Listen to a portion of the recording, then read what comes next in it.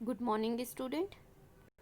Class 11th maths हम कर रहे हैं चैप्टर नंबर 6 लीनियर इनइक्वालिटीज़।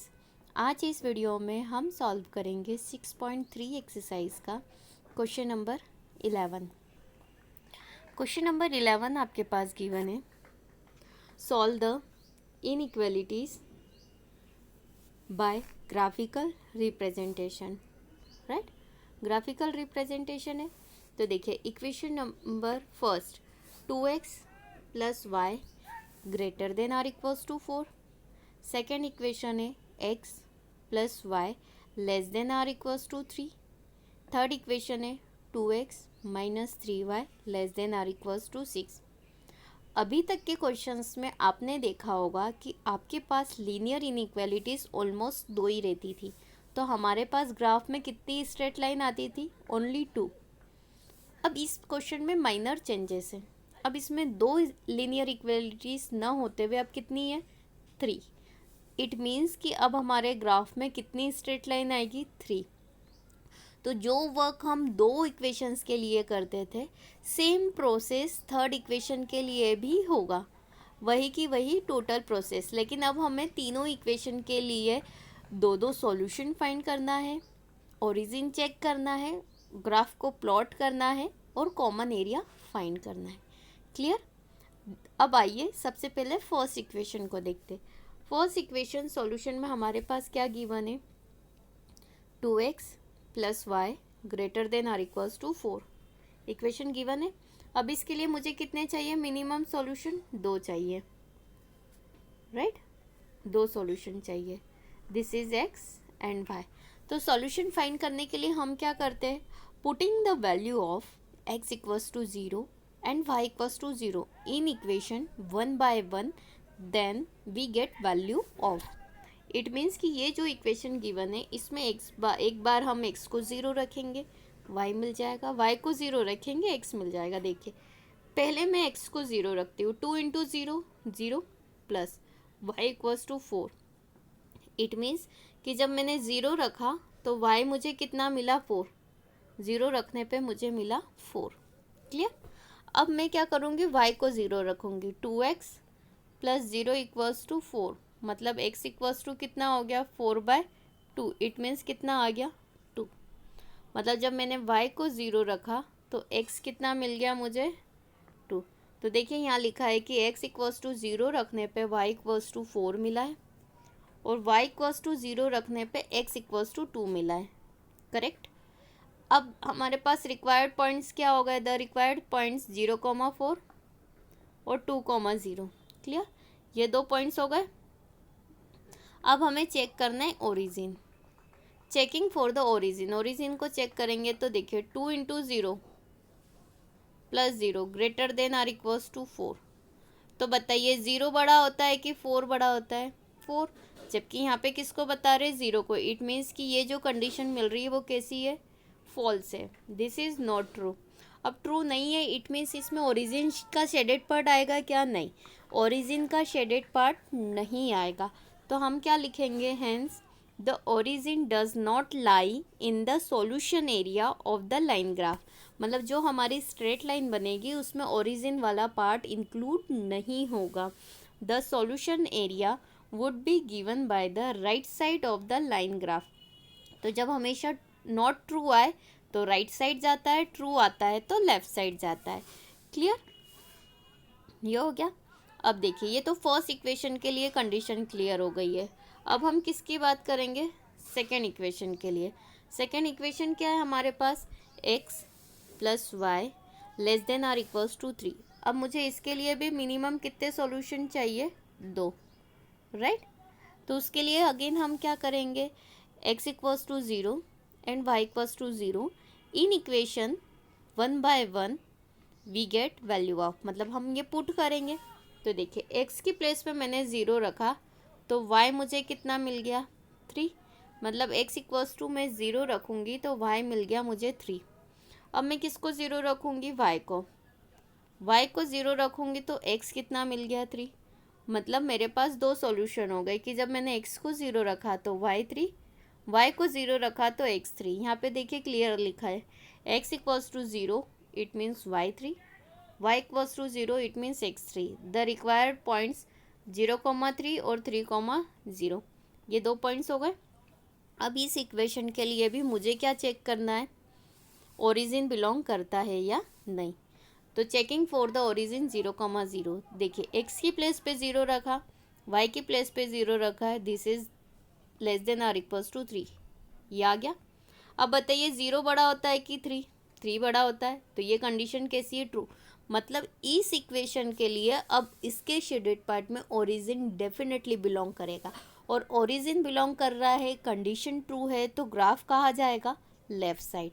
देखिए राइट, जब रॉन्ग हो तो राइट साइड जाता है, करेक्ट हो तो लेफ्ट साइड जाता है। इससे ये क्लियर हो गया। तो हम क्या लिखेंगे, hence the solution area would include the origin and hence would be on the left side of the line graph. Second equation के लिए भी कंडीशन क्लियर हो गई और 2 सॉल्यूशन मिल गए हमें। अब हम किसके लिए बात करेंगे, थर्ड इक्वेशन के लिए। थर्ड इक्वेशन हमारे पास क्या गिवन है, 2x minus 3y less than or equals to 6।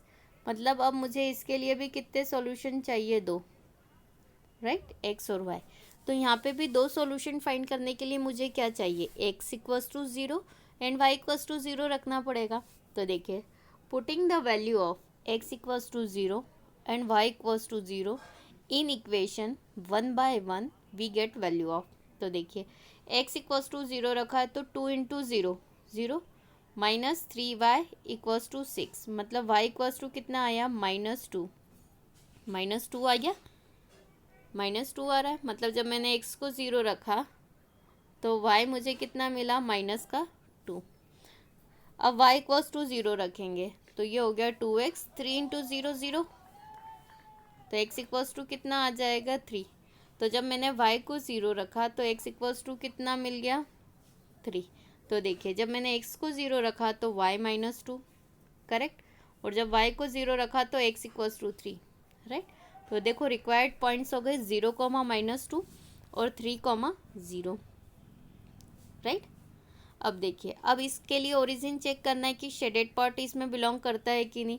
तो देखिए 2 इंटू 0 0, 3 इंटू 0 0, इट मीन्स कि 0 less than or equals to 6, this is true. ये कंडीशन क्या हो गई, ट्रू हो गई, और ट्रू होती है तो ओरिजिन बिलोंग करता है। इसके शेडेड पार्ट में ओरिजिन डेफिनेटली आएगा, और यहाँ का ग्राफ कहाँ जाएगा, लेफ्ट साइड। देखिए यहाँ लिखा है लेफ्ट साइड, कन्फर्म। तो हम लिखेंगे सो the origin lies in the solution area and the area would be on the left of the line graph, hence the shaded area in the graph is the required solution area for the given inequalities। अब आपके पास total linear inequalities कितनी थी, 3, और तीनों के आपके पास 2 solution आ गए, और ये क्लियर हो गया कि किस में ओरिजिन बिलोंग करेगा या नहीं। तो आइए हम करते एक एक करके ग्राफ पर प्लॉट करेंगे। This is x axis, y axis, x dash और y डैश, क्लियर, ये हो गया। अब आप 1 सेंटीमीटर पे कितने का डिफरेंस लेंगे, केवल 1 का, क्योंकि सॉल्यूशन ही हमारे 2 4 -2 6 इस तरीके के सॉल्यूशन है। तो दिस इज x एक्सिस पे पॉजिटिव वैल्यू 1 2 3 4 5 6 7 8, अगेन 1 2 3 4 5 6 7 8, अगेन 1 2 3, मतलब -1 -2 -3, राइट। और यहाँ पे भी क्या आ जाएगा, -1 -2 -3, ये हो गया आपके लिए y डैश, जो कि प्रॉपर नहीं लिखा था। क्लियर हो गया, यहाँ मैं लिख देती हूँ y डैश, ठीक है। अब हमारे पास फर्स्ट सॉल्यूशन क्या था हमारे पास, देखिए फर्स्ट सॉल्यूशन क्या है, 0,4 और 2,0, 0,4, ये 0,4, ये फर्स्ट लाइन है हमारे लिए। सेकंड क्या है, 2,0, मतलब ये वाली लाइन। तो इन दोनों सॉल्यूशन को मिलाते हुए मैंने एक ये लाइन ड्रॉ कर दी, राइट, ब्लू कलर की पहली वाली इक्वेशन के लिए। यहाँ पे इक्वेशन का नाम लिख दिया 2x + y = 4। अब फर्स्ट इक्वेशन में हमारे पास ओरिजिन बिलोंग कर रहा था क्या, नहीं, वो कंडीशन ट्रू नहीं थी। तो देखो इस तरफ जाएंगे तो ओरिजिन आएगा, इस तरफ जाएंगे तो ओरिजिन नहीं आएगा, और हमें ओरिजिन चाहिए क्या, नहीं, मतलब हमारा शेडेड पार्ट कहाँ जाएगा, फाइनली इस तरफ, राइट, इस तरफ जाएगा। ये क्लियर हो गया, ये फर्स्ट इक्वेशन के लिए हो गया, राइट। अब हम किसकी बात करेंगे, सेकेंड इक्वेशन के लिए। तो सेकेंड इक्वेशन आपके पास क्या गिवन है, उसके सॉल्यूशन देखते हैं। 0,3 और 3,0 साथ में क्या है, ट्रू है, राइट। साथ में क्या है, ये ट्रू है। तो देखिए हम देखते हैं शेडेड पार्ट में 0,3 और 3,0, क्लियर। 0,3 मतलब ये आ गया, 3,0 मतलब ये आ गया। सेकेंड इक्वेशन के लिए ये हो गया, ये लाइन ड्रॉ कर दी, राइट, क्लियर। यहाँ पे इस इक्वेशन का नाम लिख दिया x + y = 3, राइट।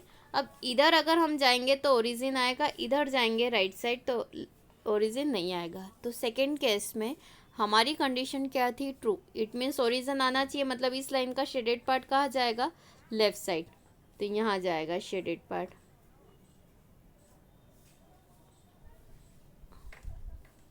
राइट। दो इक्वेशन हो गई, दो इक्वेशन की लाइन हमने ड्रॉ कर दी।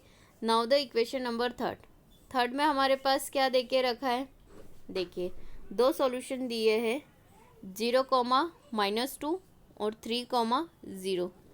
तो देखो 0,-2 मतलब ये 3,0 ये, तो इन दोनों लाइन को मिलाते हुए ये हमने लाइन ड्रॉ कर दी, राइट। यहाँ पे इस इक्वेशन का नाम लिख दिया 2x - 3y = 6। थर्ड केस में हमारे लिए कंडीशन क्या थी, true. It means shaded part definitely belong करेगा। देखो इस तरफ जाएंगे तो ओरिजिन आएगा, इस तरफ जाएंगे तो ओरिजिन नहीं आएगा। तो हमें ओरिजिन चाहिए क्या, हाँ, तो हमारा शेडेड पार्ट कहाँ जाएगा, ऊपर की साइड, राइट। मतलब ये वाला हमारा एरिया क्या हो जाएगा, शेडेड पार्ट का एरिया हो जाएगा। तो शेडेड पार्ट आप सभी को क्लियर हो गया कि किस तरफ जा रहा है। अब इन सभी में आपको ये देखना है कि कॉमन एरिया कौन सा है। देखिए सिर्फ इतना पार्ट आपका कितना है, कॉमन एरिया, सिर्फ इतना। ये पार्ट ऐसा है जो तीनों इसमें क्या कर रहा है, बिलोंग कर रहा है। तो ये हो गया आपका, हम लिखेंगे शेडेड एरिया, राइट। तो ये आपका था graphical representation for linear inequalities. Thank you.